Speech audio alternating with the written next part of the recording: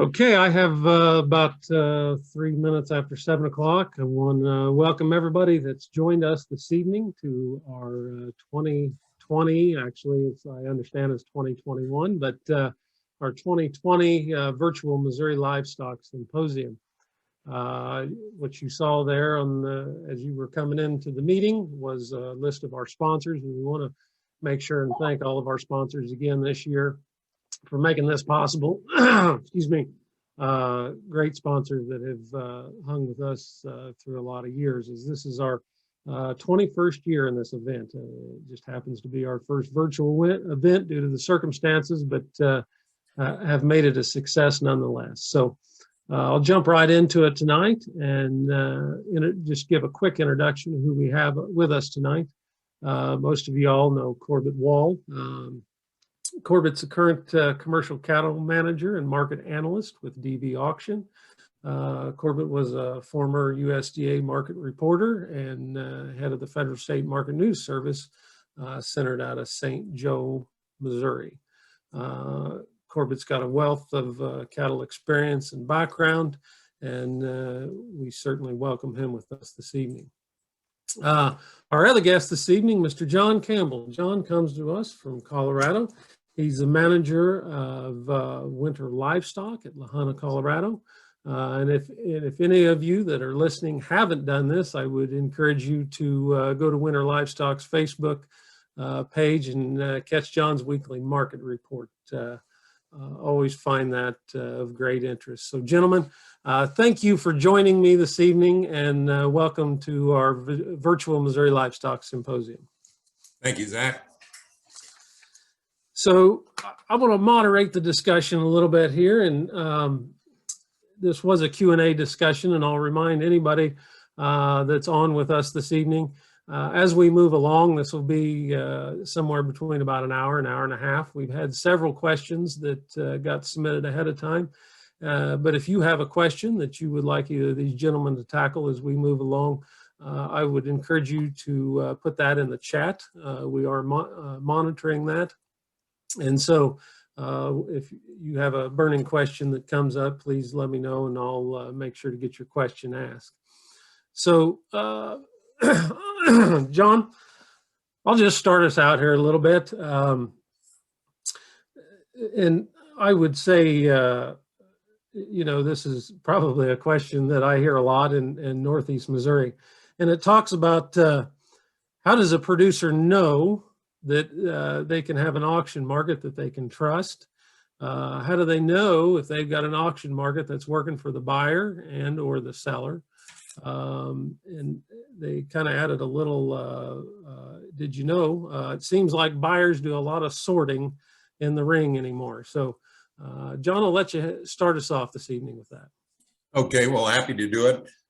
Thank you once again for having me on board here, and I hope everybody did pay close attention to the role of all the sponsors, and certainly want to thank all of them. And none of these things would be possible from this to the county fair if you didn't have sponsors for all of these. So don't want to overlook them. I think in terms of how do you trust a market, and a lot of cattle marketing, you just need to really get to know your market operator, and he's very accessible, and his name and phone number is easy to find. I don't know, and I can just speak on my behalf, but at Winter Livestock, well, our door is always open. We encourage people to come in. They want to get to know you because that's customer development, and you really need to get to know them. As far as that establishes trust, it doesn't matter if you're selling cattle or buying cars. Why you kind of want to get hooked up with the head guy, and like I said, he's usually pretty easy to find, and if he's not, and if he's unapproachable, why that might be something you want to consider into your choice. I think small markets are great. We need them. It's a competitive environment. We need a lot of auctions. We have a very good competitor right across the street from us that does an outstanding job, and that keeps the quality of our service up, because I know when they get to the edge of town, they can either go right or they can go left. So you have a little quality control in that as well. But I think over time your customers will kind of decide how big you can get, how much volume your auction can handle. Customers kind of self-regulate that. And if you're doing a good job, you're probably selling quite a few cattle. And, you know, you need to talk to your peer group about experiences that you've had at the auction, good and bad. How did they go about handling or fixing a problem? What did they say? What did they do? And kind of put that in your toolbox when you're going to make a decision.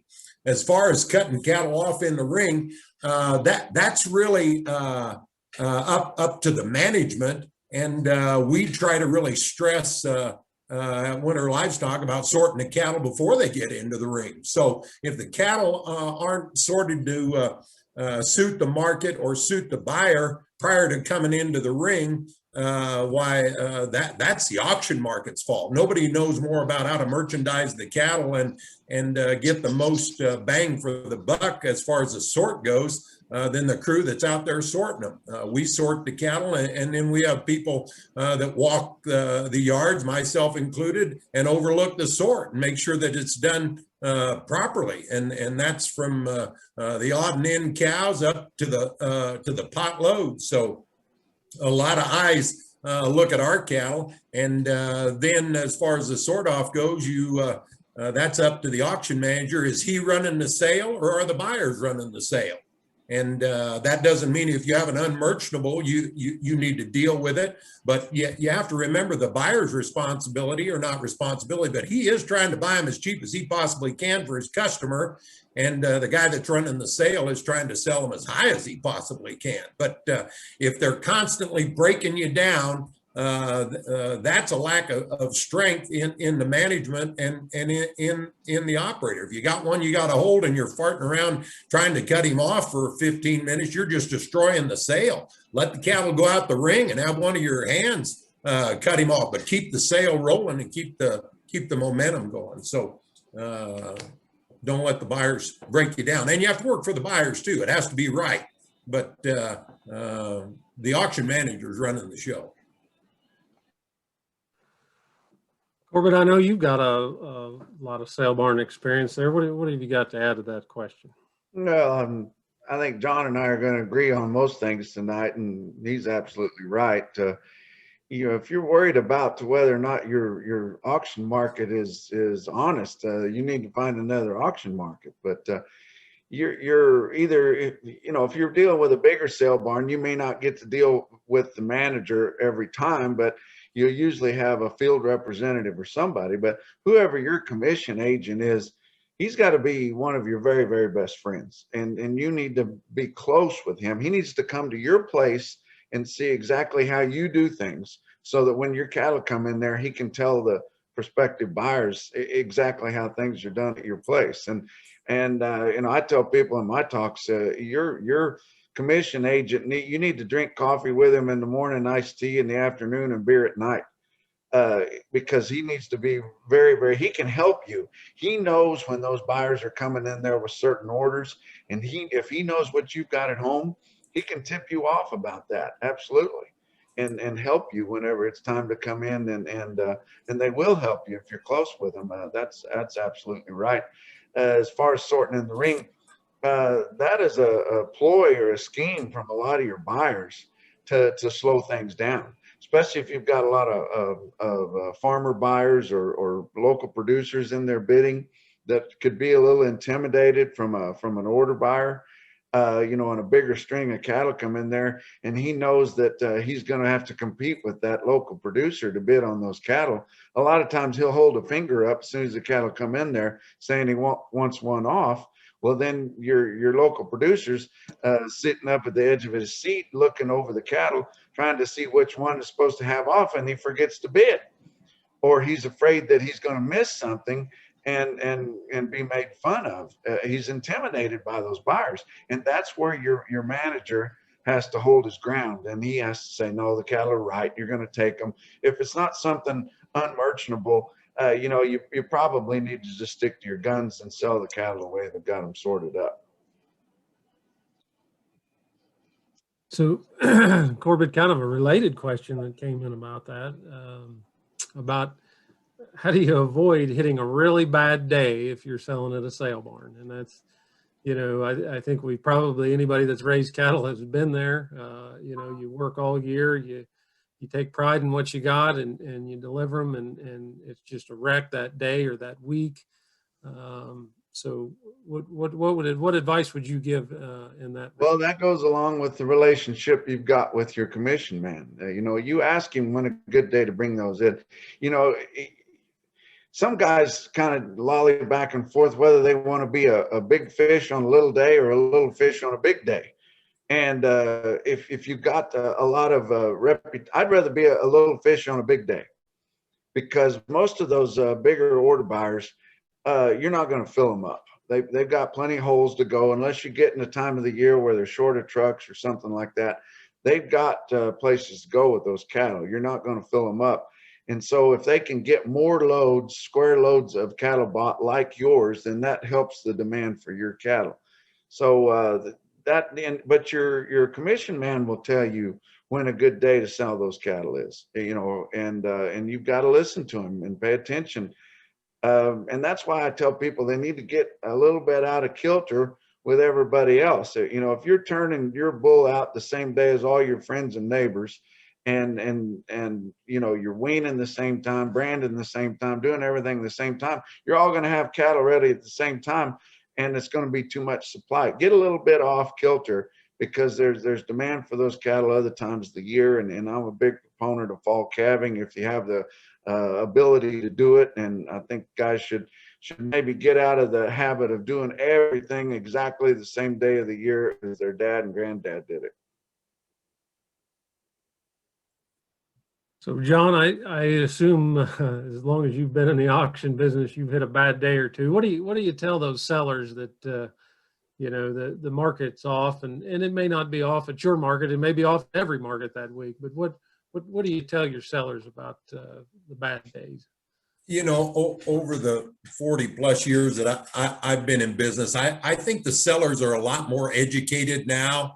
They've got access to a lot more information than they used to. And, as far as what to do about hitting a bad day, you need to kind of do your homework a little bit too. But I agree with Corbitt. It starts with that relationship with your auction guy. And, for the most part, I know all the people and all the cattle that are coming into the sale that day, but not everybody. Once in a while, you'll get some cattle that just show up and come in, and that's fine. We can handle them. But as a producer, you need to do a little bit of homework. And even myself, I'll look, and our sale is on Tuesday. Well, don't think I'm not watching what's going on at Joplin and at Oklahoma City. And we've got a lot of local people that I'll be on the phone with them a couple times on Monday saying, okay, this is what's happening. I don't always know what the market's going to do, whether it's going to be 3 higher or 3 lower.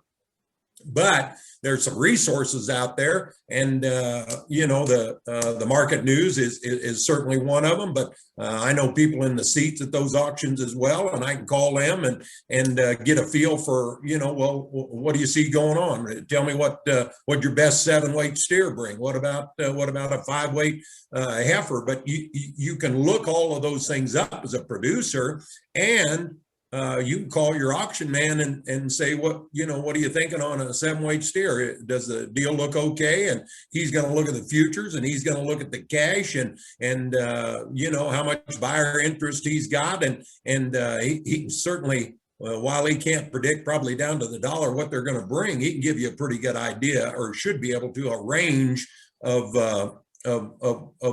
what the cattle bring. But you need to look at the volume of your market, and if you've got come to an auction on a day where, you know, you're the only guy in town that's got 20 9-weight steers. Maybe you need to surround yourself with somebody there's some other 9-weight steers out there. You need to make pot loads if you can, if the guys are going, and we have local guys that'll buy 20 9-weight steers too, but try to complement, and your auction manager will be able to help you there. You know, yeah, you know, you show up, it's not like you're going to be the only guy with 20 9-weight steers. Corbitt's got some and Zach's got some, and these guys can put loads of them together. So that's going to help your chances in hitting the best market. Very good. So, John, I'll stick with you, and we got a couple of questions that came in that are very similar, talking about fall-born calves, and you know, this debate has raged on for eons. Probably, is it? You know, the question is it worth the time, the money, and the effort to wean fall-born calves before they take them to auction? There's been some that have been successful with taking them off the cow later, June, July. You know, what would you tell somebody when they're looking to market some calves that are not the traditional springborns? You know, I am not in a fall calving area, mainly because of the weather and because of the feed supply. The colder the weather and the guys up in the mountains, why it's almost prohibitive for them to calve in the fall. But I am a proponent of fall calving if you can do it. I'm just, I went to the same school Corbitt did on that. I'm here in Oklahoma with my daughter and son-in-law, and they calve in the fall, and he'll tell you he gets a little more invested in his calves, but he gets a little more out of them too. And it's like Corbitt qualified. Try, if you draw anything out of this discussion, try to be out of step. I always try to tell people, whatever you've got, if you can facilitate it, try to do something somebody else is not wanting to do. I think that was another question down the line. What's the value in the auction? Try to handle some cattle that nobody else will handle, or be out of step. The beautiful thing about a fall calver, number one, you've got a calf ready for grass at an acceptable weight and quality in the spring of the year. If you want to sell him then, it gives you some options. Part of the reason the light calf market is so good in the spring, in March and April, is because there isn't any. And if you've got a fall calf, a lot of the calves weighing 400 pounds in our country in March and April, they're either late born or they're a mistake. And you just don't have a lot of them. If you're weaning a 400-pound spring-born calf, you better study your lesson a little bit. But and then taking him all the way into the fall, if you can wean him and then take him all into November, so much of it is about when those cattle are going to come fat. And my son-in-law, he likes to sell cattle around Thanksgiving time, because I think it's only 10 years out of 10, the April fats are the highest market you're going to hit.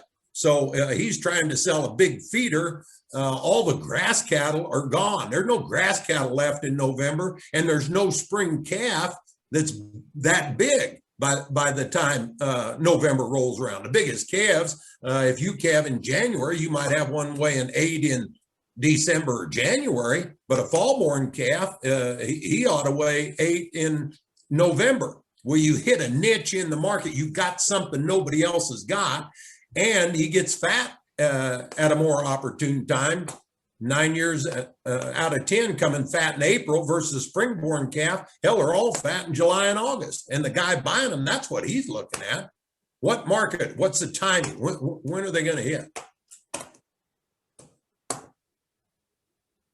Corbitt, you've been a big proponent over the years about fall calving, and if you looked at the last statistics that came out, there were about 3 times more calves born in the first half of the year than the last half of the year nationally. So you definitely have a numbers advantage to you. We have a lot of questions about time of marketing.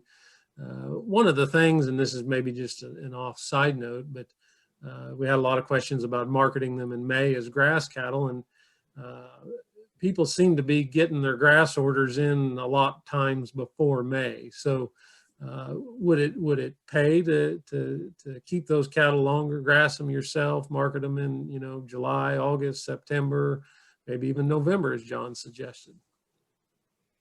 Yeah, I think it would. I mean, if you've got grass, there's no cheaper gain out there than grass. You know, everybody thinks they're cattle farmers. They're grass farmers. They're using the cattle to harvest that with. And so if you've got grass, I would keep those, you know, if you got the ability. And, you know, I lived in Missouri there for 15 years and everybody cusses a fescue. The best way to manage fescue is to overgraze it.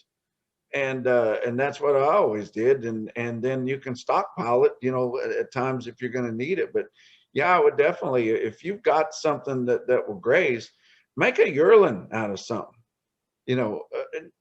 Even John, I guarantee you, I mean, he's in the business of selling cattle at that sale barn and he wants as many of them as he can get. But there's several weeks out of the year, he doesn't know if he can choke another fat 600-pound calf.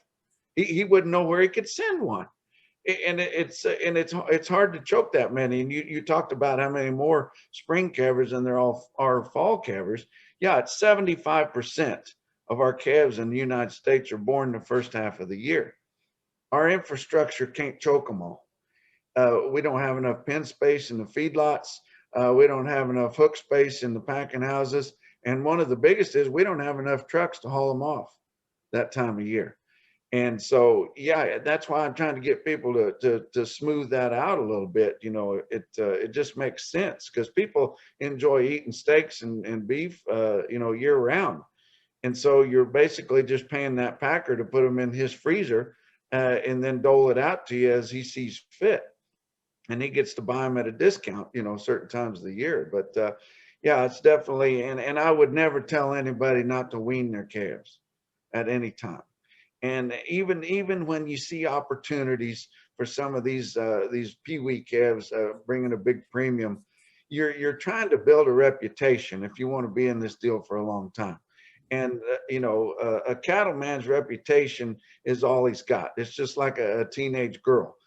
That's all they've got, and they've got to work at that and continue to savor that because you know, maybe 1 year out of 10, like John just said, you might be better off pulling them and selling them right then. But that's not typical.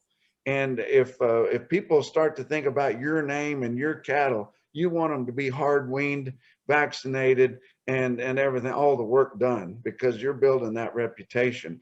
And a lot of guys suffer from the reputation from the part of the state or part of the country they're in because nobody else is doing it. But you need to build your reputation, and you do that by doing the work for those prospective buyers. So Corbitt, just a little follow up. I've been in the education business a while now, and you preach that and you preach that and you preach long weaning and even making yearlings. And the guys that has done that kind of work might have some fleshy calves come into the ring and not super happy with the price because of what they are, or, you know, various factors. And then somebody runs in a really fancy set of 400-pound cutting bulls that bring within, you know, $50 a head with the rest of them. And then they come to you and they say, why did you tell me to do that? Because, you know, this guy got, you know, within $50 a head and he did nothing. How do you combat that? Those cutting bulls probably had some condition on them too, I would imagine. You know, and guys, especially in the late winter and in early spring, you know, they wonder why the ugly calves bring more than the pretty ones. You know, there again, your grass is the cheapest gain you can get. You got to give guys some compensatory gain, meaning that quick come on whenever you first turn them out. It's for nothing. And that's what your buyers want. And that's what their customers want. And they just want to buy the running gears. You know, they don't want to buy all that fill and flesh that you put on.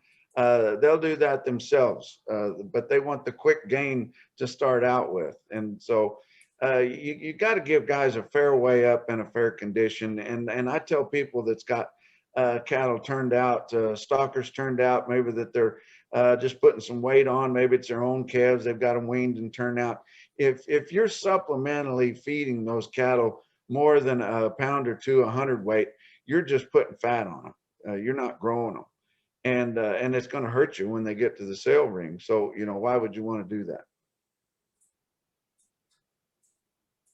So, John, I'll have to say this next question kind of intrigued me, and I've become an avid listener to your market report, and you talk a lot about undervalued animals in the auction market. And so, and I know this varies depending on what the time of the year, but in your opinion, what's the most undervalued product that you see going through a sale barn, and what would you say to improve on that? Well, I think the value that depends on a lot of factors. What time of the year, what you got, how many you got.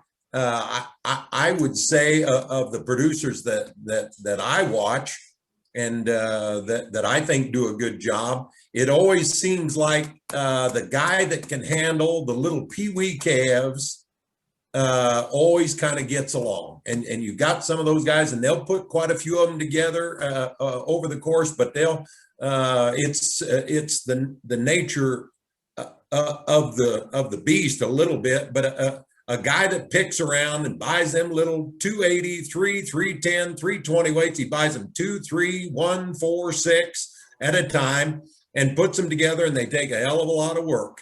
But you've got multiple opportunities during the course of that animal's lifespan. Sometime along the way, you should be able to sell him and make some money. Plus, you keep your dollars per head down. They seem like they're bringing a hell of a figure by the pound, but you figure the dollars per head, they don't use as much feed. But I think they offer you a lot of flexibility in marketing, but they take a lot of work. I mean, it's just like the cutting bulls or anything else. Yeah, there's some value there. But size of the lot makes a difference too. If you're pretty sharp and you think you can weed through the odd cattle, again, that's the time of the year. In the fall of the year in LaJunta, we've got a lot of outstanding what we call odd cattle, 2s, 3s, 5s, 4s, 6, 7. That's just how they come. That's all. And I know it's mainstream in Missouri, and Missouri's got a hell of a lot more cattle than Colorado does, but you'll see more 3s and 5s. Probably in Missouri, they commingle the calves there just to try to punch them up and help them sell. And I think that's a great idea. I wish we could do it. But there is some value there to answer your question, but you have to be willing to put the time and the work in. You've got a lot of professional buyers that, and this is kind of reflect back on your last question. I would have guys come and tell me, boy, I've got the greatest Charolais Angus cross, 3 steers. I've creep fed him. I've done this. I've done that.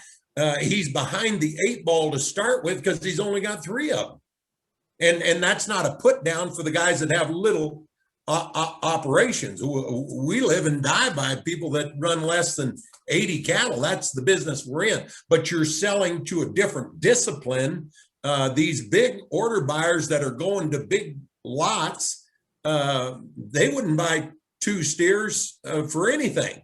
They're not going to put 100 calves together 2 at a time and send them to a commercial feed yard or a big feed yard. You've got that 50 different genetic bases. You got 50 different management programs. You got 50 different health programs, and you got 50 different varieties of feed that they're coming off of. Those cattle are never going to come together and feed like buying 100 steers from Corbitt Wall that have all genetically the same. And that's not to say he's better than the other guy's mom, but there is some value there. I guess what I'm saying, if you know your cattle and you can pick around and buy some of those little packages of calves. So that's may not be right, but that's the way it is. And it's the nature of your market, So we try to qualify our load lot market, and you have to have so many calves to work into the load lot. If we didn't have brand inspection, I would love to commingle calves. It's more cost and time effective for the market, and it's a lot better for the producer because he can sell with light calves. And granted, they're all different, but at least you have some lot sizes that are maybe a little more appealing. But anyway, that's the best values in the fall of the year. and I'll shut up here, but a tremendous value is a big calf. Come to LaJunta in the middle of October and buy a 700-pound calf off the cow. Nobody wants him. I don't mean that, but he's too big for the grow yard guy. They can't handle him because they want to take a 400-pounder and make him weigh 7. The feedlot, commercial feedlot, can't handle him because he's not weaned. He's too delicate. So there's values at every sale every day. But I've often thought those big calves, genetically, they're probably the best end of the man's cattle. They're probably the best doers, but they're pretty fragile, like a little tiny one. You better know how to handle them, but you can buy those oftentimes at a discount because if they're not weaned, there's not a lot of homes for them big old fat balling calves. Corbitt, you got anything to add to that? No, we've learned that out of the same book, I think. So I can't top that. So everybody that's listening, I'll just reiterate, and I am watching the chat. We've got a couple questions that have come through on the chat. So if anything that we talk about strikes your fancy and you want to ask a question, go ahead, and I will get to those ones that are in the chat. I'm actually going to get to one of them now. Kill cows. There's obviously a yearly cycle to marketing a kill cow. So what might be the best time of the year? And the question that you get a lot of the times, are they worth feeding to condition up to sell as a fatter cow versus a thinner cow that you might have just weaned the calf off of? John, I'm going to throw that one to you. Okay. The cull cow deal is a lot like the scenario with the fall calf. Try to get out of step. You can call a wrong number in the first week of November and somebody's got a cow to sell. That's when in the West, all of the cattle are gathered. That's when they're going to wean the calves and keep them or sell them. And since they got them in the corral, why, we're going to preg check. And the culls go. And the world is full of cull cows in the fall. If you can, if you've got extra grass, if you've got a place to put them, if you can get out of step with those, and you just have to weigh your costs also. This year in our country, there's no extra grass anywhere. There isn't a good answer. Corn's, the base on corn in LaJunta is over $6, and it's a little rough to feed those cows. I think most people feed cows too long. If they are feeding them, if you can change the grade significantly in a cow, and then you have to know what price to associate with that grade change. Once you've hit that, you've kind of done what you want to do. But there used to be a void right around Christmas time. If you could hold off on your cull cows and sell them when there wasn't an auction in the world operating between Christmas and New Year's, you could hit that hole right in there. And I would tell people, boy, if you can come 2 weeks before Christmas, or if you can come right after the new year, after the sales have been shut down, a lot of times you're going to get a little spike in demand there because there hasn't been any volume movement. But these packers feed so many cows themselves now, and bulls, hell, they've filled that void, and it's not there anymore. So then you have to go back and rely more on seasons. And, there's more cows available in the fall and there's less in the spring. And if you can hit that spring market without tearing your head off on the cost, you're a lot better off. Another thing that I try to tell people is, boy, avoid holidays like the plague. Everybody shuts down. It's a shortened kill week. And there again, there's something that your auction operator can help you. He kind of has a pretty good idea what those cows are worth, but try to stay away from a shortened kill week, or I almost quit having sales around the 4th of July because you can't get anybody to show up. Used to be take the day off. Hell, now they take 2 weeks off shoot their firecracker off and lay by the lake, you know, and that's fine. But I would also encourage people, it's usually a little better after Easter. You know, there's a lot of Catholics around. There's not as many as there used to be, but they're going to lay off the red meat, you know, on Fridays before Easter. It's just little things like that. And I'm not saying it's any whirlwind big difference, but if you can stay out of step with them, and another thing with cull cows, sometimes it pays to preg them, sometimes it doesn't. Again, ask your auction guy. You know, we'll get a lot of guys that'll come in and just say, oh yeah, hell, they've been running with the bull. Well, Corbitt will have paid to preg test my old cow. Well, how big is she and when will she calve? You got to ask some questions, but call your auction guy and he'll tell you. You know, I mean, sometimes on these short-bred cows, if they're harvesting that fetal blood, why, you want to let them know that the cow's pregnant. Hell, if she's going to calve in the middle of the summer, she might be worth more. Maybe she is, maybe she isn't. But, and getting the young cows off. You know, a lot of guys just wad them up and sell them. And again, that's where your auction people come into play. There's a big difference between an open 2- and 3-year-old and an open 5- and 6-year-old. And if you can help your auction guy distinguish those, or, you know, everything born in whatever, 2018, is she going to have an 8 in her ear? And it makes a difference. Your people in the back and in the yards ought to be able to tear them apart, but sometimes they can't.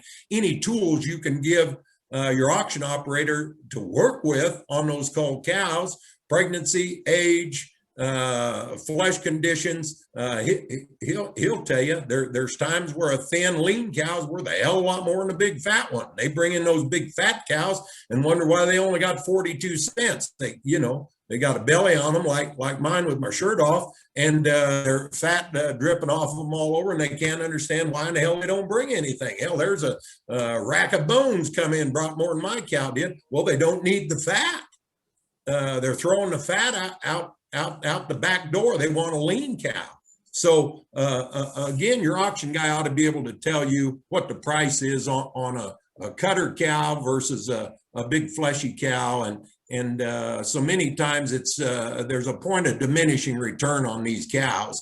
And you kind of need to look at your feed pile and what it's costing, and that will dictate a lot to you on when you have to sell them. Because if you're only getting 50 cents for a cow and the game's costing $2, she probably don't need fed very long. Corbitt, anything to add? Like John says, I mean, that's he hit all the high points. You know, we used to think about the holidays. These packers, they feed a lot of cows. These guys with the packer cow orders, they're filling that gap too, because they know they can get their cows in, and they know when that hole is, and they've got money and lines of credit too, and a place they can feed them, and they're doing exactly the same thing. He's right about that.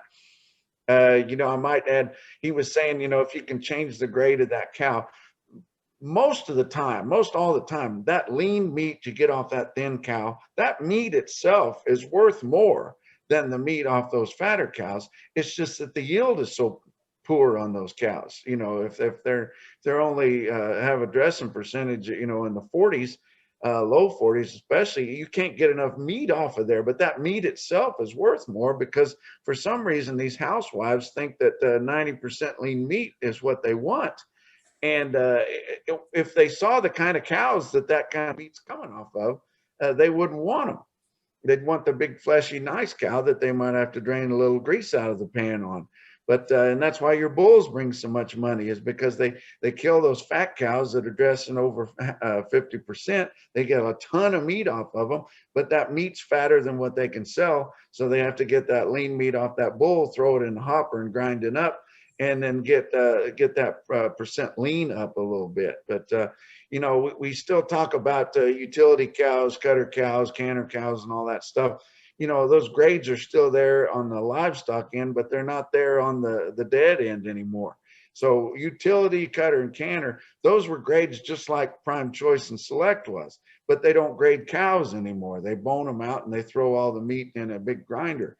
And And a lot of people want to know, what a breaker and a boner cow. Well, that utility grade was so big back in the day that the fleshier end of those utility cows, they would break those retail cuts out. That's where Ponderosa gets their steaks.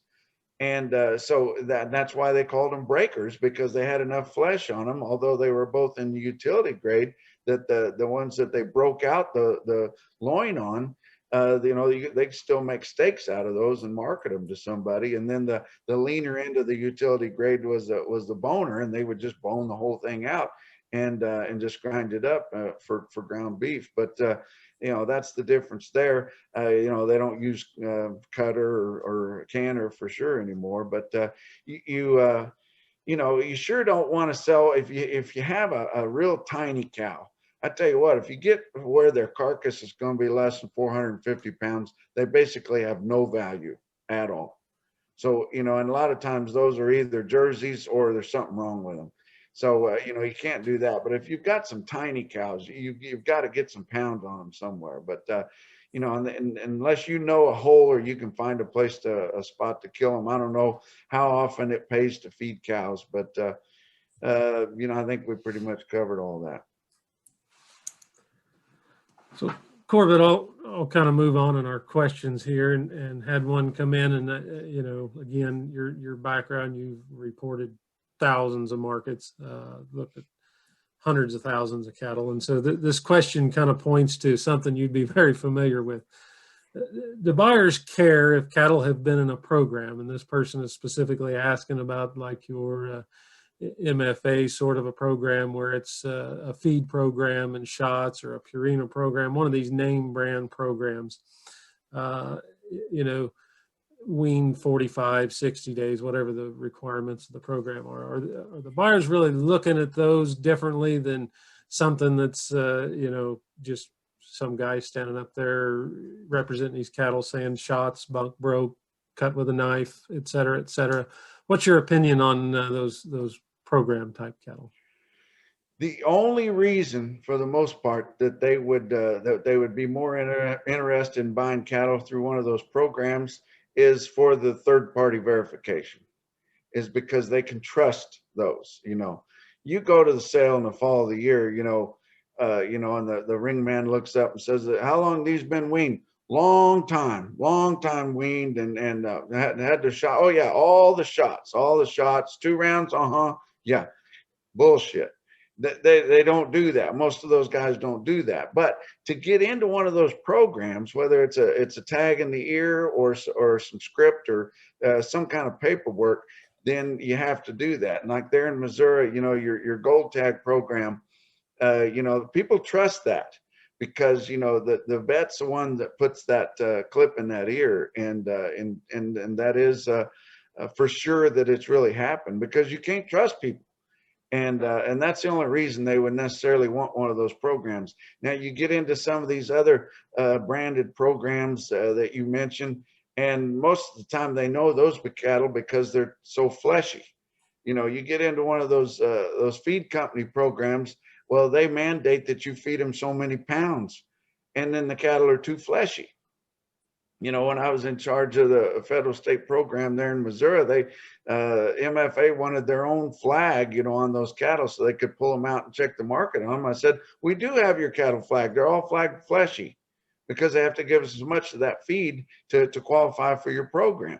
So, they don't really care what program it is. They just want to be able to trust it. So, John, I would admit I've vacationed a little in Colorado. I've been around Colorado. Haven't been around the sale barn. It's a beautiful much. spot. Wait till you see Swink. I would have to just make the assumption that there are some third party verification programs in and around the area that you run. What's the value that you would see in some of those third party? Well, I guess I would take a little bit of an exception with my friend.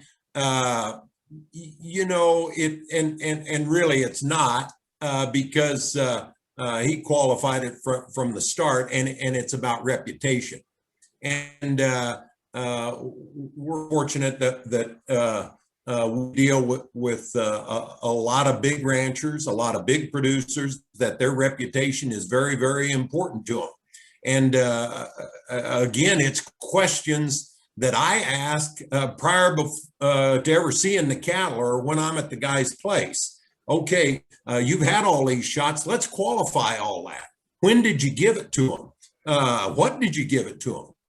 You know, because and I'd have to admit, the average rancher, hell, he don't know what he give him. I can't remember what it was. It was a titanium or Bova Shield or a Vivor Shield or a Pyramid or a Cattle Master, or he doesn't know. And to his defense, I kind of hold his feet to the fire, and I said, well, it will help qualify the sale of your cattle if you'll give me dates, if you'll give me when you did this.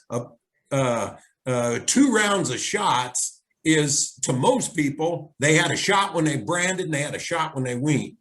And that's probably not enough.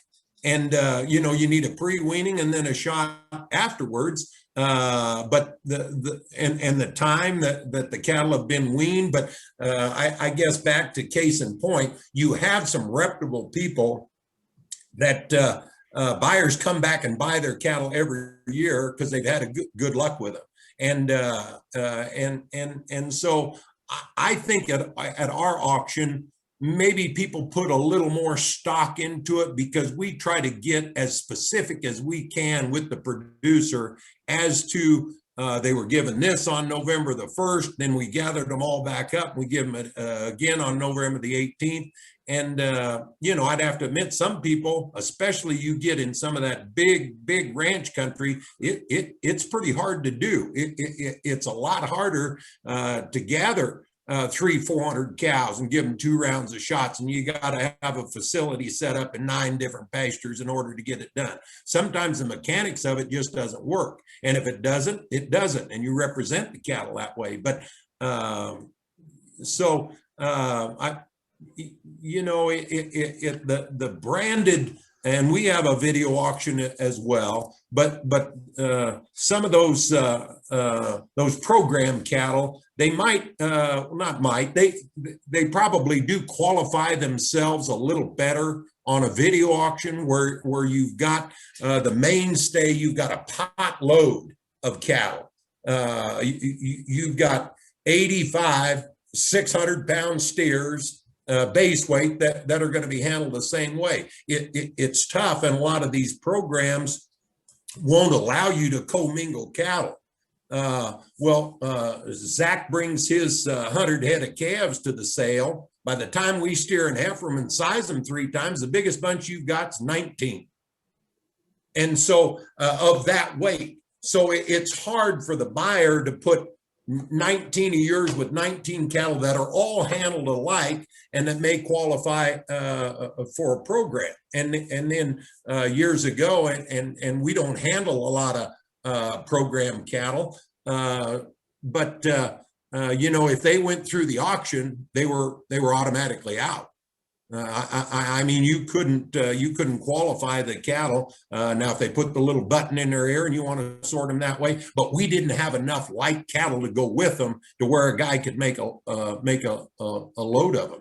And that's kind of back case in point as far as why do these cattle bring and these cattle bring more and more and more? Well, if you got to put a load of cattle together, you know, 4 or 5 different groups of cattle, sometimes they can't get them all that have had the series of shots that they want them to have, and get the trucker to load them all separate, get them hauled separate. And then when you get to the point of destination, make sure your guy on the other end. Now keep Corbitt separate, because those 13 calves were weaned and they had that high-priced Ivermac, and here's John's, and hell, I had to finish out the load with him, and hell, he didn't do anything to his. And boss, we've only got 2 pens. Where the hell are we going to put 5 drafts of cattle? And then we got more cattle coming tomorrow. So they throw them all together and give every one of them a shot again.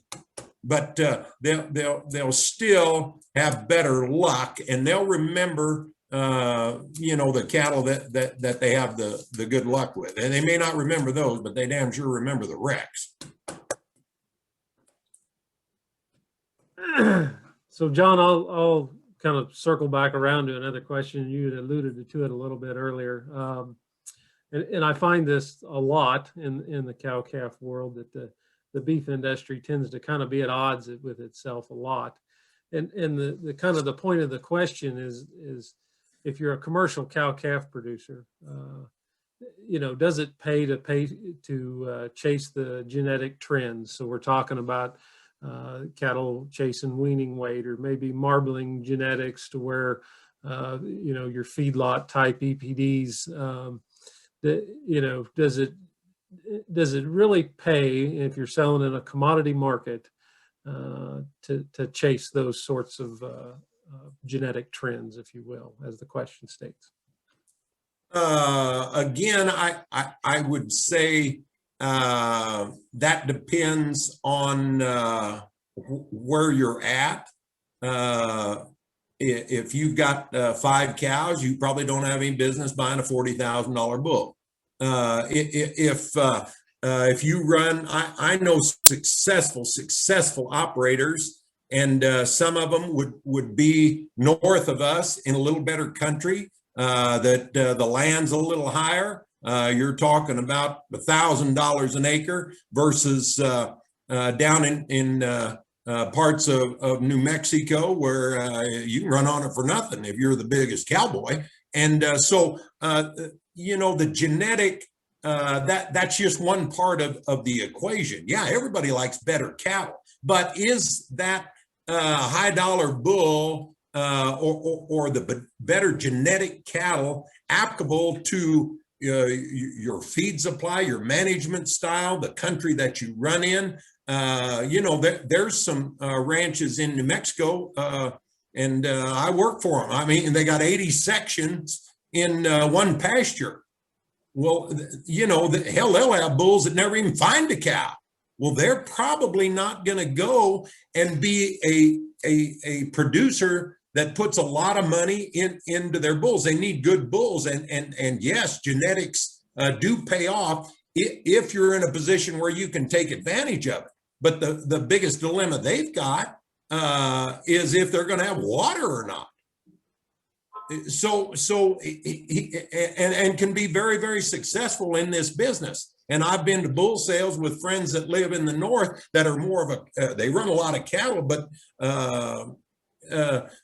it's in a little tighter premise, and they've got to be more management conscientious because of the resources that they've got available, and it costs them more to operate.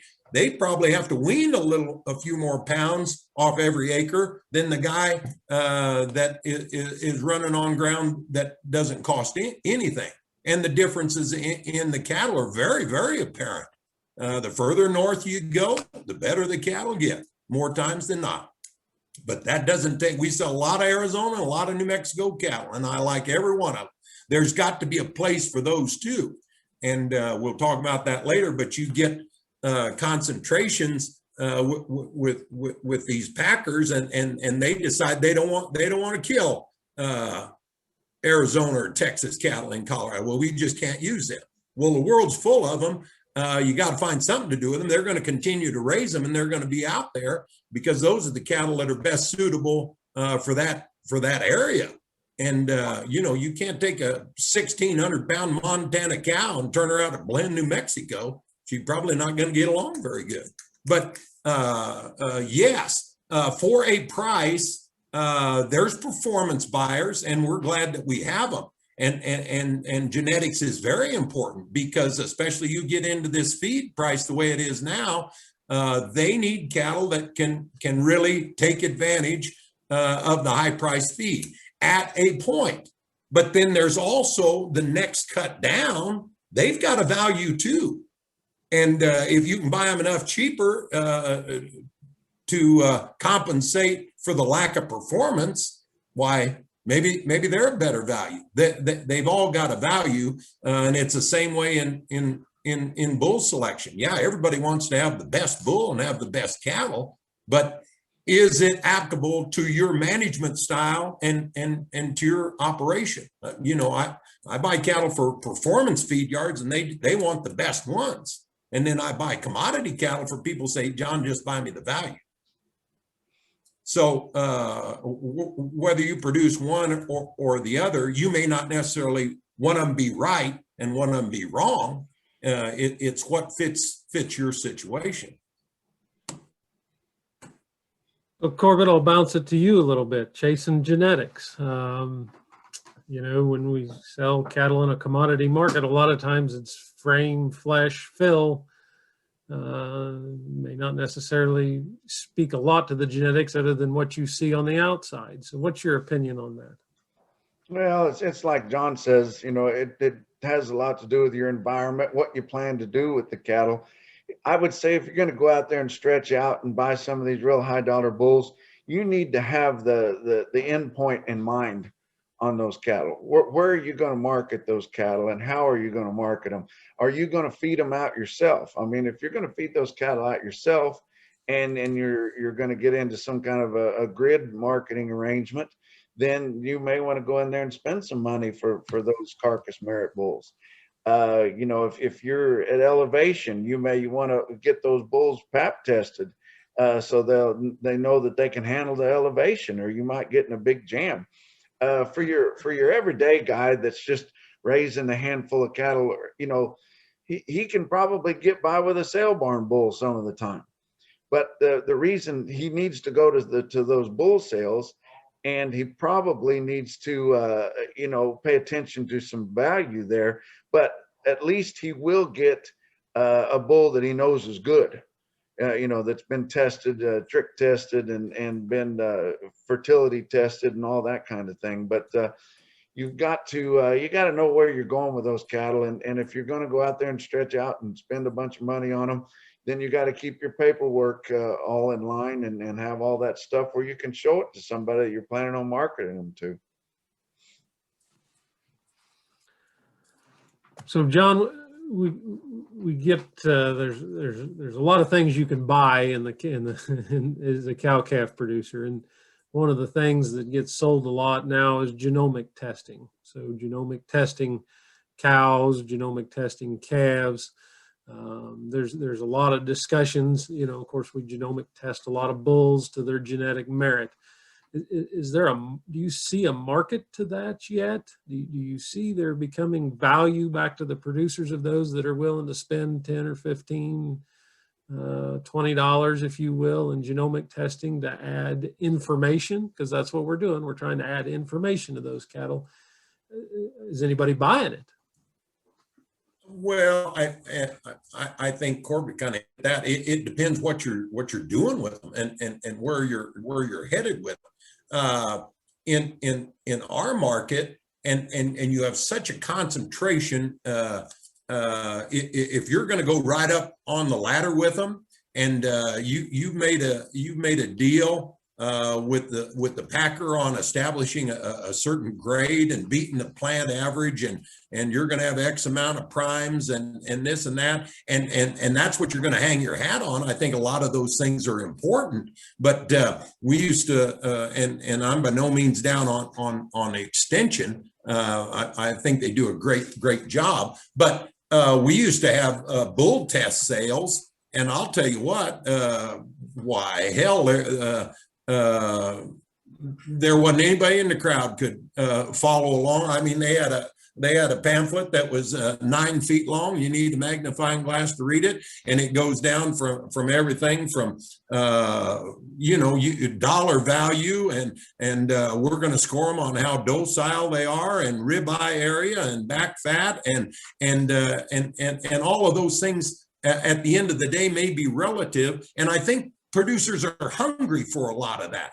But in the market that I'm in, you're probably not dealing with the end producer that any of that is going to do any merit to. That's probably not what's feeding the masses. And a lot of those are important, the calving ease, CED, birth weights, weaning weights.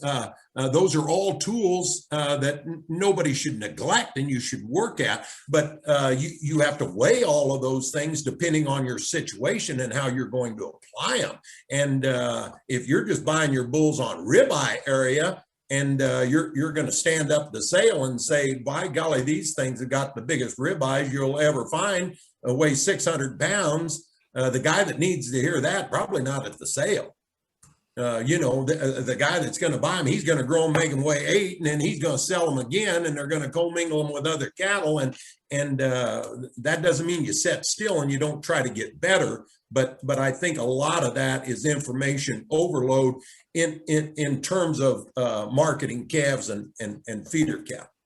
There's a lot more things that are to the average guy buying that are more important than those characteristics, and not to say that they aren't important at some point along the line. They are, but you're just giving the packer more money in my idea, because he's the only one probably going to profit off the deal. So Corbitt, I'll kind of move along in the same sort of discussion. Had a question come in about colored cattle. You get a lot of colored cattle. Of course, you don't have to go to very many sale barns in northern Missouri, and those are the first ones that get cut off, and sometimes at a pretty good discount. So is it, is it some sort of a conspiracy against colored cattle, I guess, or are we just trying to hit buyer preferences, if you will, to hit a market at the end point? You know what, and John mentioned it earlier, and one of the greatest things about being in the commercial cattle business, you can do whatever you want. You may have 700-pound Hereford cows, but they're the best ones that anybody's got, and that's what you want to raise. That's what you can do. But when we've got the CAB certified Angus, they have done such a superior job marketing their product. I mean, there's people in New York City that know what Angus is, and they think it's better than other breeds.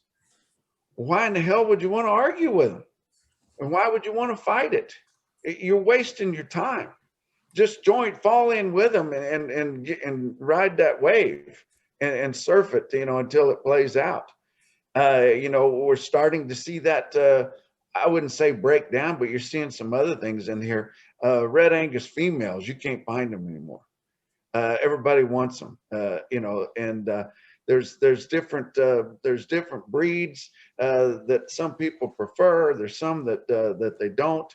For the most part, if you've got solid colored cattle, and I mean without any spots or speckles or anything like that, you can sell them to a big commercial feedlot. And like John said, that's what's feeding the masses. So, and you hear a lot of people talk about, tell me about these yearlings. And they say, well, they're 3 colored cattle. That doesn't mean there's anything wrong with them, but they're usually black, reds, and Charolais crosses. But if they're solid colored cattle, they usually go right along. But when people are buying cattle to background or to grow, they're likely going to try to stick to as much black as they can because they're so much easier to resell. And packers prefer them, and guys that are feeding cattle prefer them because all they've got to do to be CAB certified is black if they hit the marks when they're on the rail. So that makes it pretty easy. I've stood there on the kill floor and watched the luation guy stamp a big A on the rump of some black Coriani cattle, or some black brindled cattle, or any kind of cattle. All they got to be is 51% black. If they grade the average choice or better, guess what? You can get a CAB premium on them.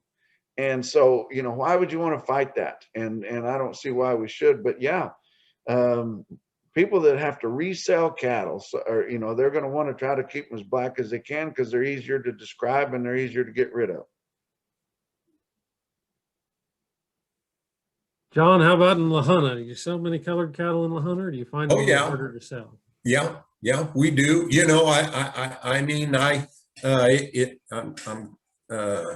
And you probably get tired of me here and say I agree with Corbitt, but black has stood the test of time, and everybody likes a black baldy. Well, you got to have a Hereford and an Angus to get a true black baldy, but they're doing it with Simmentals. They're doing it with everything. But I think in how we sort cattle, and as far as how we merchandise cattle, a lot of it depends if you're wholesaling or you're retailing. And it depends what you have to work with. If we've got a person that brings in and the cattle are 70–80% black, we'll probably try to color them and sell the red cattle right behind them. If they run about 50–50, we'll probably commingle them. We are a little more sensitive to color the lighter the cattle get, and meaning in weight. And it's just the difference between a wholesale buyer and a retail buyer. And when you're selling calves or a little light thin grass cattle, you're selling retail. And you've got a lot more people in the stands that are buying out of emotion. They're what I call non-professional buyers. That doesn't mean they don't know what they're doing, but they're spending their own money and they're buying what they like. And if they're all black and they're all shiny and you can appeal to the emotion of them, by golly, you got something going. And why not hold off one or two red cattle if some swinger from Kansas will give it all if they're all black, and you get enough of those guys. Why, you kind of sort them because you're trying to help the producer get the most money that he can. You go on up the ladder and start getting into some big feeder cattle that are destined for the feed yard and then destined for slaughter. Those guys are maybe a little more conscientious of the quality of the cattle. So it maybe is not quite as critical percentage-wise. I might leave 4 or 5 reds on 42 blacks if they weigh 800 pounds. Because an 800-pounder is an 800-pounder is an 800-pounder. And they're to help the seller, they're probably all worth about the same. But if you've got a set of heifers, or if you're wanting to sell replacement heifers, it'll pay to color them. And so it's the difference in the commodity that you got and how many you've got. If you only got 7 cattle, we're probably not going to sell them 4, 1, 1, and 1. If they all go together, we'll sell 7. Because it's not a cut and dried answer. You're better off to sell a lot of 7 than 3 singles, whatever color they are.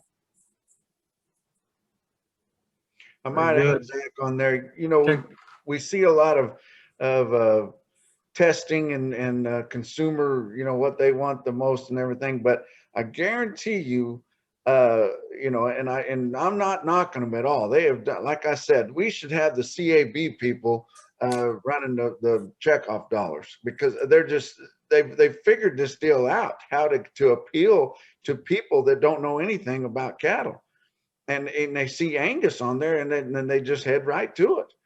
And but you'll never see them put up a table in front of a supermarket that has a taste test with Angus, Hereford, and Charolais beef or anything else, because you couldn't tell the difference. If it's the same quality, you can't tell the difference. But all my life, especially if you've got a feeder or a backgrounder from north of I-70, the first thing they're going to ask you about cattle is how black are they? And that's the first thing they're going to ask you. So, like I said, why fight it?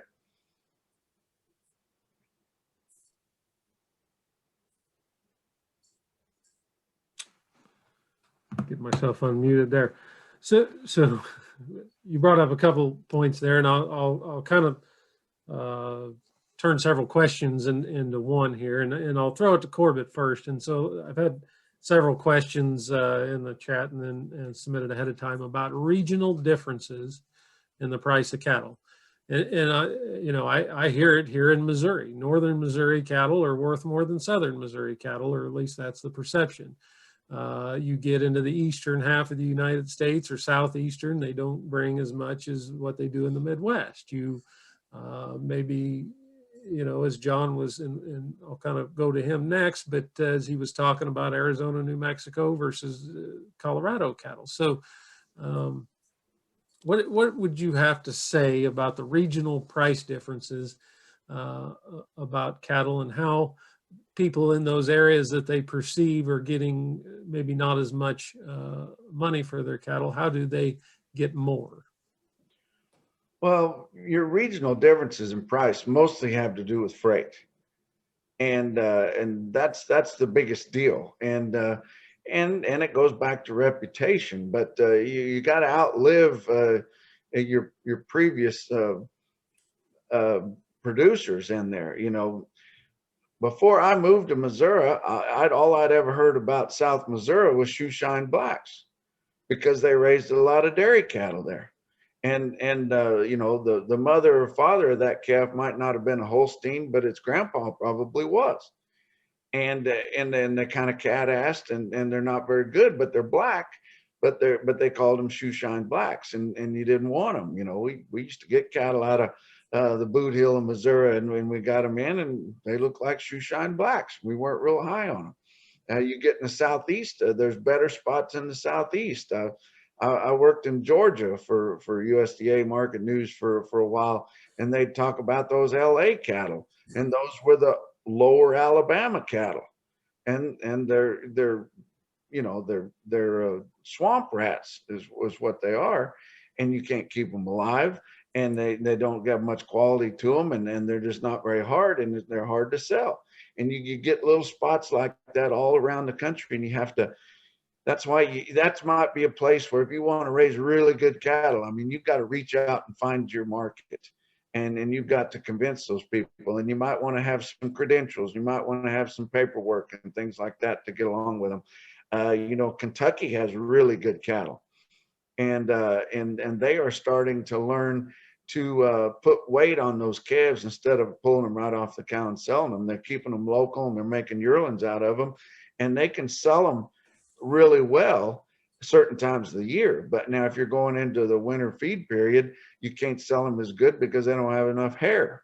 But they can't raise the ones with the hair because they can't survive the summers.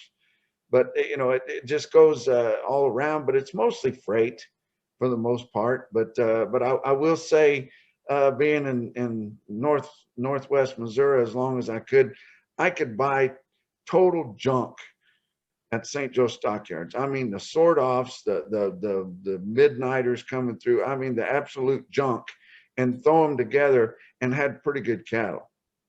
You can't do that very many spots in the country. And it's just because, you know, the kind of cattle they raise has a lot to do with heat and humidity and the time of the year it is. John, you want to follow up a little bit on that about regional differences and the price of cattle? Oh, yeah, I would first of all say, you know, in the time I've been in this business, the cattle everywhere have gotten a lot better, a lot better. That is probably weights have gotten bigger, weaning weights have gotten better, producers. There used to be some pretty defined class differences in cattle. I can remember a guy that I worked for when I first started at Winters. We would have the only Angus cattle around LaJunta were just some little farm flock cattle, and I can still remember Jerry Keffler telling me, he says, now listen, when these blacks come in here, he says, you big son of a buck, he said, kind of scoot down. He said, don't stand up so tall. He said, you make them look shorter than they really are. And they were just them big old teddy bear ears, them little short-headed, no good son of a guns. I mean, and the Angus cattle have done a good job of getting better. As have all the cattle, and a lot of the breed associations are to be congratulated for that. And but real quick, it is like Corbitt said, it's about marketing. You know, it's just like the guys in college that could tell you, they could tell the difference between a Budweiser and a Coors and why hell is all beer, you know, and they couldn't tell the difference. They just got lucky. But so it makes a difference. But I do think there's a lot of good cattle everywhere. There's a lot of good cattle in New Mexico. There's a lot of good cattle in Arizona, and the cattle have gotten better. But again, the geographics dictate to those guys a little bit what they can run and what they can do and what they can't do. And I think a lot of times Arizona and New Mexico gets discriminated against really unfairly. We sell a lot of cattle, and the reason they come to LaJunta, they have good cattle, but and this is just the truth. The way I see it, I don't think it's a put down to either one of the states, but you can come to Colorado and I can lose that identity. I can run off my own reputation. I've sold some cattle that you could throw a rock and hit old Mexico with. And I've sold them for 20 years and they top the market every year. But there isn't nobody but me in the house probably knows where they come from. But they got, you know, hair like a bear, and he uses registered bulls, and he's selling a lightweight calf in the spring of the year that's weaned and everybody wants, and they're good, and we sell the hell out of them. And it's hard. You approach some of these feed yards, and before you can get out, no, New Mexico, no, not no, but hell no. And there's a lot of good cattle down there, and there's cattle in Colorado that aren't worth a damn too. But I do think they have gotten a bad rap, and it's taken a long time for them to overcome it. And we can bring those cattle to Colorado, the good ones, and depending on the time of the year, we're kind of at the boundary. We get enough Oklahoma, Texas guys in that we can still sell some. I get tickled. Everybody has their own description for feeder cattle. Angus plus is what they say a lot of times. Well, that just means that's an Angus with a touch of ear, you know. And in April and May, and if they're light and if they're thin, hell, they'll buy them to go to grass because they'll summer them. But in November and December, they're going to be a little harder to trade just because they're a little thinner skinned and, like Corbitt said, a little shorter haired, and you're probably not going to get along. And they may do fine in Nebraska, but there's a prejudice there that they probably don't want to take very many of them. So again, you'll change at your auction how you sort the cattle depending on the time of the year too. We try to take those eared cattle off, and we've got a market for them, but it's going south. It's not going north. But the man's got 5 head on 100, and his other 95 go north, and the hell, they'll get along fine with it. Very good. So we're quite a bit deep into the conversation and ask a lot of very specific questions on kind of a narrow field. And so I'm going to expand it out a little bit, and got a lot of questions on the beef checkoff program and a lot of different ways. And so, you know, from should it be voluntary versus mandatory? Do we need to change the beef checkoff program so that it works more for the producers than we do for selling beef? Should packers be the one that pay into the beef checkoff versus the cow-calf guys? So I'm just going to kind of wrap all that up into one, Corbitt. And I'll throw it to you first. Whatever you said, just put a mark by it for me. That's like walking through a minefield, Zach. But what do I think about the beef checkoff? Okay, you said you talked about making it voluntary. You know how many dollars they would collect when it's voluntary? Zero. Nobody, and you know, unless we get you know, 500-pound steer calves back to $3 a pound, nobody's going to put anything in there. So, do I think we need? Do we need something like that? Yeah, I do think we need something like that. We need beef promotion.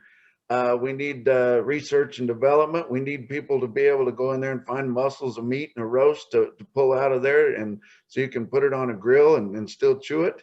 Yeah, we need that stuff. Do we need to have the referendum? Yes. I think we need to, you know, a referendum. If you're fighting the referendum, I tell you what, you must feel like you're in a losing battle, because the referendum just brings it up for a vote and to see whether or not you want to have it or not. So the referendum doesn't necessarily get rid of it. It allows people to say whether they want it or not. And I think we do need to have something like that. And I think maybe we need to reevaluate how that money's being spent. And you know, maybe if NCBA and some of those weren't quite as arrogant about their positions, and then just trying to ramrod everything in the cattle business because they've got those 4 letters next to their name. I always say NCBA is 3/4 good. It's that B in there that's not good. It's when they let the Packers put their 2 cents in, and their 2 cents were a lot bigger than everybody else's. And when there's only a handful of them, and there's thousands of cattlemen, and they've got just as much say as the cattle people do, yeah, it's not fair.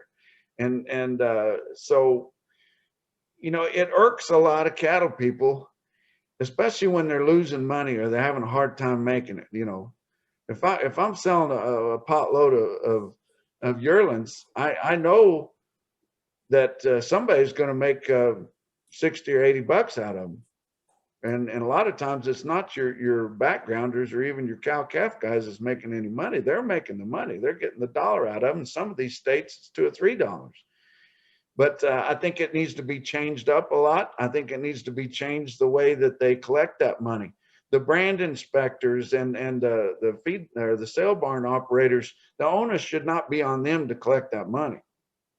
I've always thought that we know exactly how many, they have to report it to USDA. We know exactly how many cattle each packing plant kills every day. There's an easy way to do it right there. Have them write a check. Okay, big packing plant, you killed 6,500 today. Okay, send a check in for 6,500. They know exactly how many is there. You don't have to have people running around out in the country, and you don't have to have people dodging paying it. And then charge them, you know, if you want more money, charge them $2 or $3 or $5 or whatever it is, and then let it trickle down. You know, it shouldn't be an onus on the entire industry to collect that money. And you know, like I noticed on one person's comment there, they said that these light cattle, especially coming out of the southeastern places, they might get hammered 4, 5, 6, 7 times in their lifetime for that buck. And it's you know, does it do some good? Sure, it does some good. And we need to have some kind of promotion. We need to have something going there. But you know, it irks the people that are having to pay a buck a head every time whenever they go in these big fancy offices, and they go in there and they got a $20,000 commercial kitchen, all stainless steel, that they use 2 or 3 times a year. It irks people. And you know, and they got somebody, you know, going around handing free caps out. That's preaching to the choir. You know, you open up a cattle magazine that says eat beef, no shit. Put it in Cosmopolitan or someplace like that, you know, and that's where you could do some good. They're preaching to the choir. They're using money, you know, to dictate, because they're trying to convince people that they're doing a good job and that it's worth the advertisement. We don't even need to see the advertisement. Advertise it to people that don't know. And but I think it should come up for a vote, and we can see, you know, where we're at on it, see how much support it has, and see what kind of changes need to be made where people are more acceptable to it. John, you got anything you'd like to add on the beef checkoff discussion? Well, I think, of course, along the same lines, and Corbitt and I have had this dialogue directly and indirectly a lot of times, but he mentioned about trickle down. And I think that the biggest problem most producers have is, okay, yeah, maybe it's doing some good. And we've said this a number of times. We're in the cattle business. We're not in the beef business. And granted, you know, hell, any 3rd grade kid can see the correlation between and how they're related, but we don't get any, we're not the direct beneficiary of beef promotion. You know, I've said it before, it's kind of like having a cotton check off and you're selling underwear. Hell, yeah, they make underwear out of cotton, but why in the hell would I pay for it? And I think the average producer, the playing field is just not level, and the packer pays zero, and the HRI trade pays zero. Well, they're damn sure more of a direct line of the beneficiary of beef promotion than the cow-calf guy. And so let them pay their share, and or let them pay it all, because if you think they feel sorry for you and going to give you more money, they're laughing all the way to the bank. Look at them dumbass cowboys down there putting all that money in and paying to promote our product. By golly, we really appreciate that, guys. You think they're going to give you more for the cattle? Hell no, they'll run a full-page ad in the New York Times and say, don't worry, America, we won't let you run out of beef. Hell, we'll bring it. We got all the meat you can ever need in Brazil. So you think about that the next time you pay your dollar. I mean, it's the damnedest deal I ever heard of in my life. Why we pay and why, and you bring it up and people, well, my God, you must not be a meat eater. I eat meat every day, and there's no bigger proponent of beef than I am. And I have cattle on feed. I've had cattle on feed every day of my life. But by golly, they can pay their way. And in Colorado, we've got a brand inspection. Well, they darn sure make sure they get their money, and I have to collect it for them and give it to them. And like Corbitt said, I don't know if I'm somewhere across the country where they don't have brand inspection, and I just got my head tore off selling about 1,000 yearlings. I probably don't run in and tell my wife, honey, make sure I make a check out to beef promotion for $1,000, get it sent off. So the playing fields, it's just not even. They need to use the money to kind of lobby some of these politicians. That seems to be the popular way to go. And but that's why you see so much alienation within our business of the cow-calf producer. And he's always going to be at the bottom of the barrel because he is the grassroots producers. But by golly, don't ask him to pay the way for the guy up on the top end. And I think that's the biggest dilemma that a lot of them have. And I have good friends that think it ought to be $5 a head. But we at the bottom, the cow-calf stocker guy, we're not, in my opinion, we're not getting any bang for our buck that we're putting in there. The direct line is right to the restaurants and to the packers. They're the ones selling the beef. We're selling cattle, and I know they're related, but don't ask me to pay for the beef promotion because I don't think I'm getting any value out of my investment.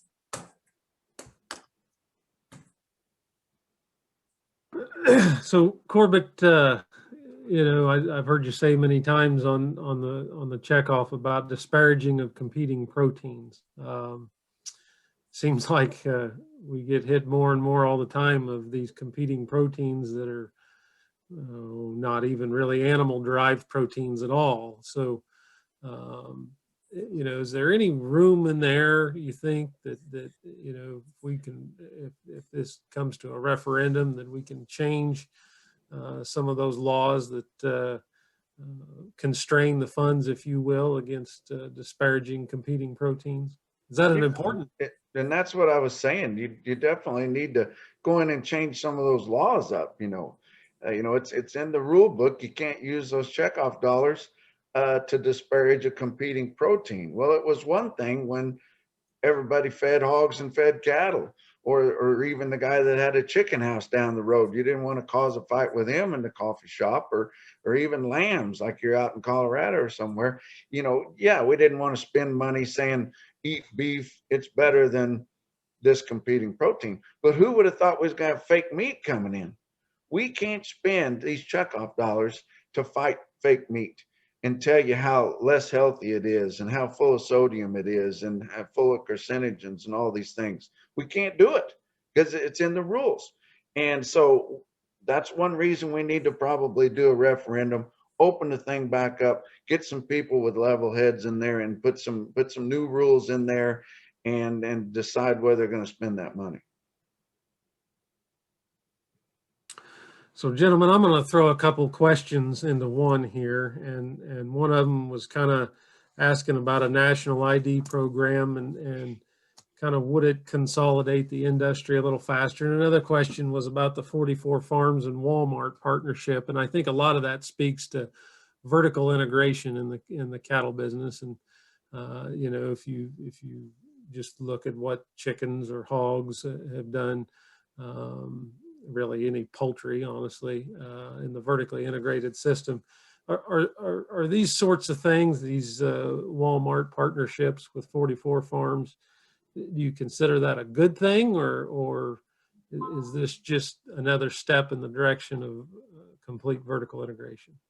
Corbitt, I'll let you tackle that one first. Well, I think people got the wrong idea on the 44 Farms deal. I mean, if you guys think that 44 Farms is providing Walmart with all their beef needs, you got another thinker coming.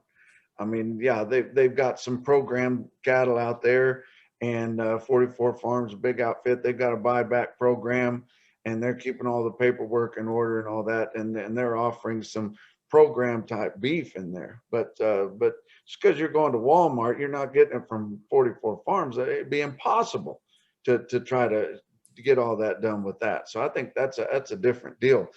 What were some of the other questions, the early ones you had on there? Well, it was kind of speaking to national animal ID and the vertical integration in the Okay. cattle system. Is this? Yeah, I'm totally against the animal ID for many reasons, but the sole reason and the only one you need to say is the average age of your cow-calf man is deep in his 60s and could be in his 70s. He's going to quit. And so every time you lose and nobody's coming behind him. So every time you lose one of those older producers that doesn't have the facilities, the know-how, or the want to abide by all those rules that they keep cramming down everybody's throat, then he's gone. And then we get a little bit more vertically integrated every time we lose a producer. John loses a customer that he's never going to get back. And that's the, like I said, the greatest thing about the cattle business, it's an individualistic deal. Everybody can have a few cows if they've got something for them to eat, and that's a good deal. But when you start running our older producers out of the business, it's a bad thing. And that's my sole reason for being against it. Would it be easier to track down in case we had a foot and mouth deal come out? Yeah, it probably would be. But is it worth it? No, I don't think it is. And vertical integration, we're definitely going vertical. Some people argue with that, saying that the packers don't own as many feedlots as they used to. And that's true. They don't, because they figured out that they can just put in the small print that all the cattle that come out of the end of this feedlot fat come to us. And then they don't have to own the feedlot anymore. And they don't have to put all the capital up to feed those cattle anymore. They can let some hedge fund or somebody like that do it. And but it's still vertical integration. Once they promise those cattle to them, they're not going to leave hands. There's not going to be any competitive bidding on those cattle anymore. They're going to abuse the few guys that are still selling cash out there. And nobody's mentioned the minimum negotiated cash trade. We've got to have that, guys. We've got to have it. And now that we got Pat Roberts off of the Senate Ag Committee as being the chairman, we've got a chance to get it. I don't care if we are in a Democratic administration. We've got a good chance to get it. And if the organization that you support doesn't support minimum negotiated cash trade, I'd get out of it and find one that did. John, I'm interested to hear kind of your thoughts on the whole vertical integration topic. What are you seeing from your point of view? Well, along the same lines, competition is great, and the problem that you're running into with this packer concentration, and where they're feeding all the cattle and killing all the cattle, And we've had parts of Colorado that have went just this way. I mean, it got to the point where they would just crucify some of those little feeders because they didn't have to have them. And I know people have fed cattle for 40 years, and you know, when we had the Holcomb plant fire, well, you thought the world come to an end. But they just come to those guys, and he said, "Well, I'll mark them down. I need to sell them. I need to get them out of there." And you know, when you only got, they say there's 4 packers, but in your area you may only have 1, or you may have 2. And when one of them says, I can't use them, I don't want them at any price, and you've got ripe tomatoes, you're in a hell of a lot of trouble. And so what has happened, and I think I know one of the best fat cattle salesmen that ever walked, and they put the hamper and put the snafu on him, and they got in a dispute over selling some fat cattle. He passed their bid. The next guy come along. That's how it works. He sold them to them. Had some young guy and said, "Well, that'll be the last son of a buck we'll ever buy from you." And I'm here to tell you that's a true story. And he said, "John, now I got one guy to sell them to, and I've got to work for my customers, and I've got to provide an outlet for these fat cattle, and so I had to make a deal with the devil. And if we don't get some kind of negotiated cash trade back, and you know, we've let these packers get so big and so such a monopoly and such a concentration that it's not healthy for the industry. Competition is good. I do a better job because I've got competition around me. Within 100 miles, you can go to 4 or 5 other auctions. Well, I've got to get up every day and try to do a better job. And I got to keep my prices down. I have to work harder. You know, it's just a beautiful thing. And you eliminate those things. And the packers are smart. They've done a hell of a job. They've done a great job. And and they all talk about, well, we don't want the government in our business. Well, by golly, when they broke up the phone company, there comes a time where that's the role of the government.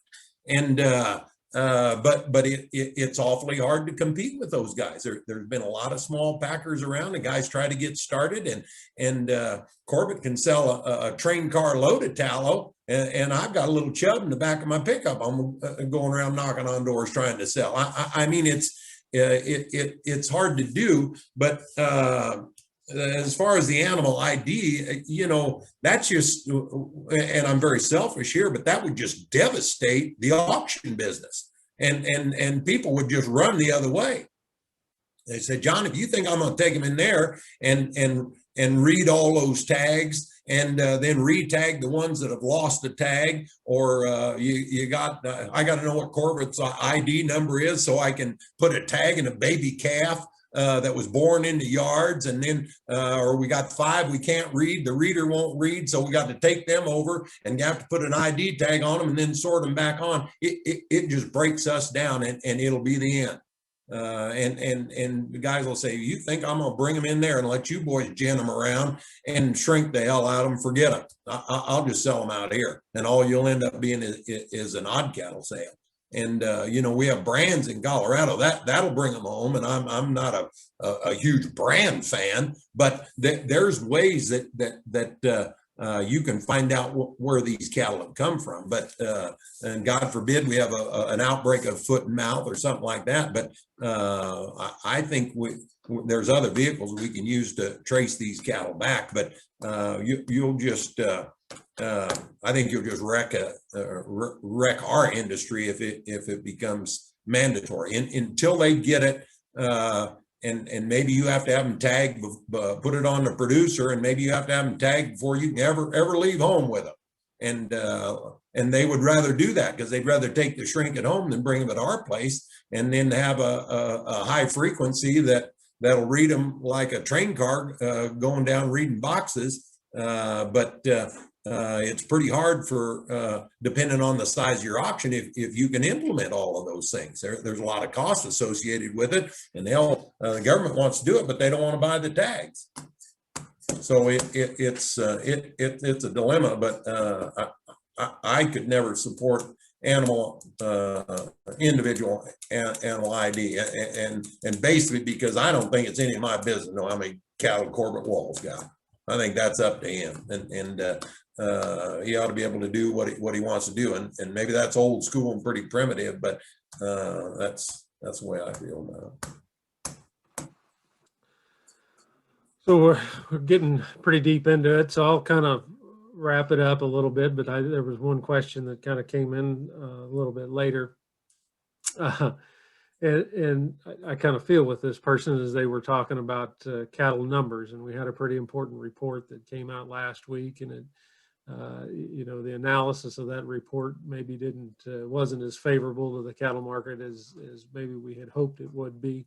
But I think Corbitt, you discussed on one of your visits how it's a little bit of a mirage, and you know, we keep hearing about smaller numbers, smaller numbers, smaller numbers. What do you gentlemen see from your seats? And Corbitt, I'll start you off first. What do you see about cattle numbers moving forward throughout this year, maybe even beyond?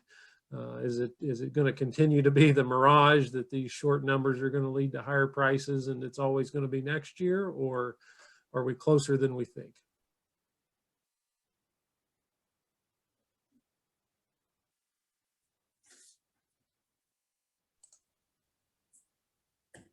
Sorry about that.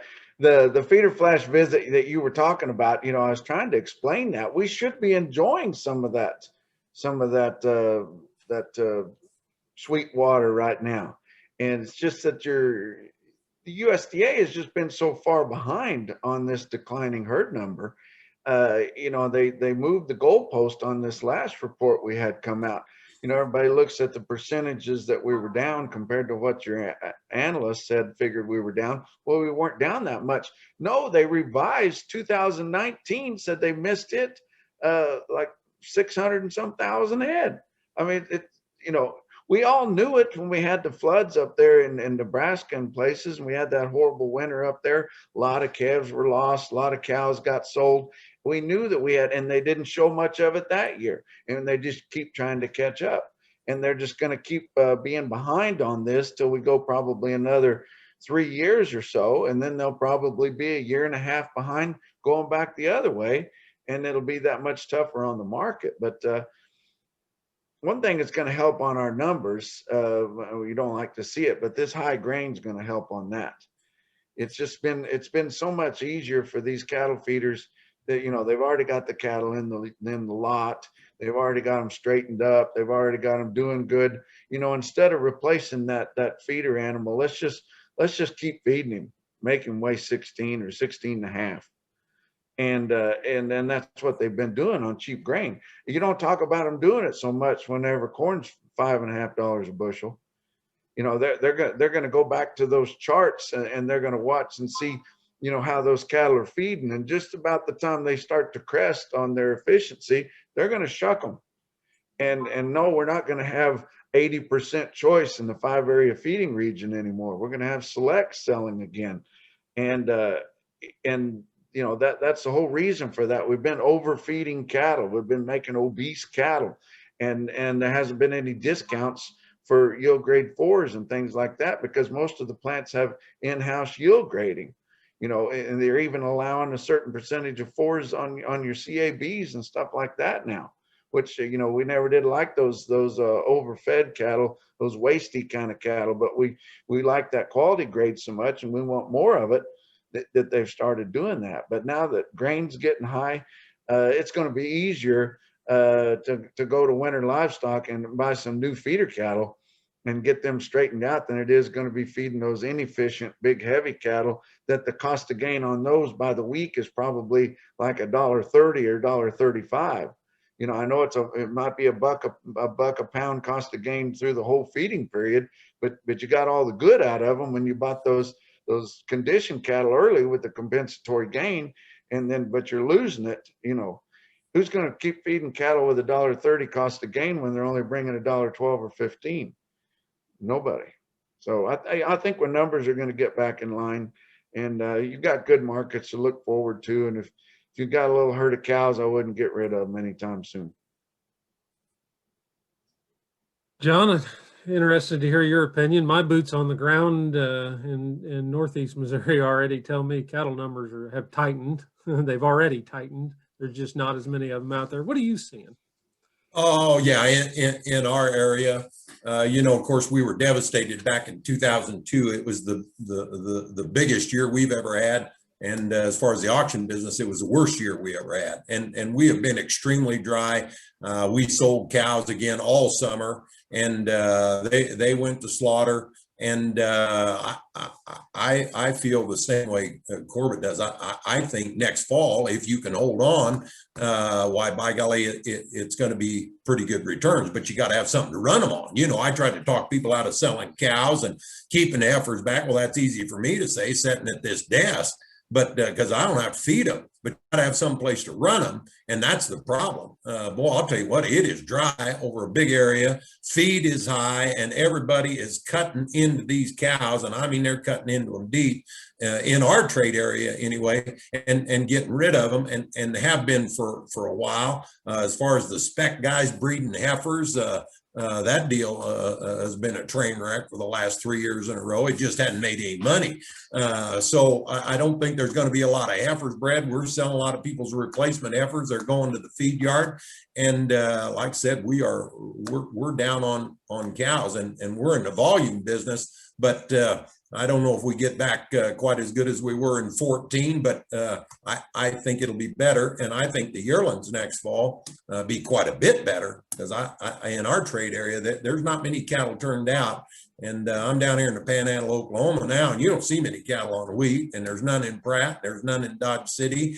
And so, those calves are out there somewhere, but they've probably been on full feed longer, and they're going to come fat earlier. And so I think market-wise, demand will be pretty good, and the supply a little shorter, especially on these grass cattle. Even here this spring, we've sold a world of calves starting in August and September, that and selling cattle now that normally we wouldn't sell till April. Well, very good.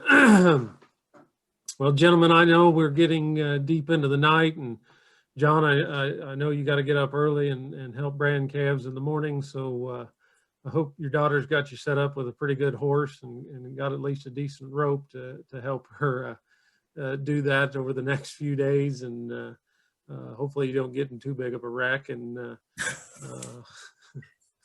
Corbitt, I hope you can stay out of the tanning bed for a few days. Yeah, I need to. My God, I fell asleep in there today.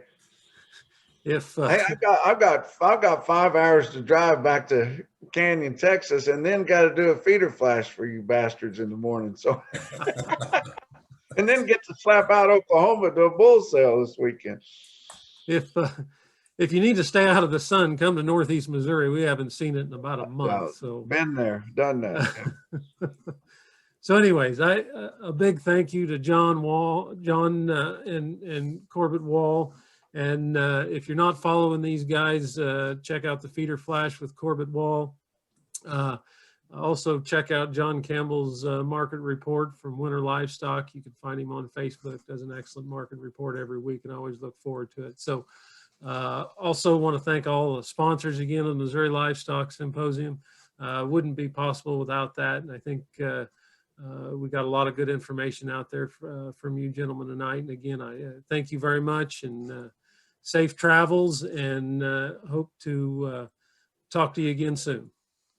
Thank you very much, Zach, and be with you, John. Special thanks to all the sponsors. Corbitt, good seeing you, partner. Thanks to everyone, and we'll call it a good night.